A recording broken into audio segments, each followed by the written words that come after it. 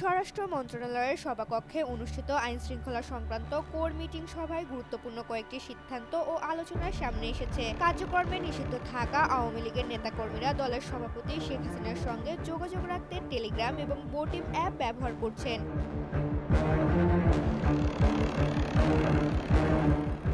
সম্প্রতি রাজধানীতে ঝটিকা মিছিল থেকে গ্রেপ্তার হওয়া ২৪৪ জনের মধ্যে ১.৫ শতাধিক ব্যক্তি এই দুটি অ্যাপ ব্যবহার করতেন।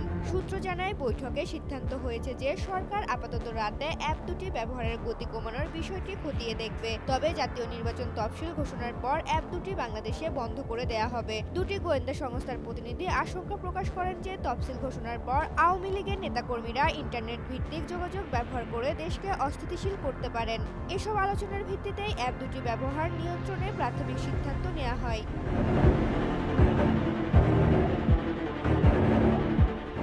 জামিন নিয়ে কঠোরতা এবং সিম সংখ্যা হ্রাস সভায় আরও সিদ্ধান্ত হয় যে এখন থেকে সন্ত্রাস বিরোধী আইনে যাদের গ্রেপ্তার করা হবে তাদের জামিনের বিষয়টি আরও সতর্কতার সঙ্গে দেখা হবে। এর পাশাপাশি একজন ব্যক্তির সর্বোচ্চ সিম সংখ্যা ১০টি থেকে কমিয়ে ৫টিতে নামানোর সিদ্ধান্ত নেওয়া হয়েছে, যা ডিসেম্বর থেকে কার্যকর হবে।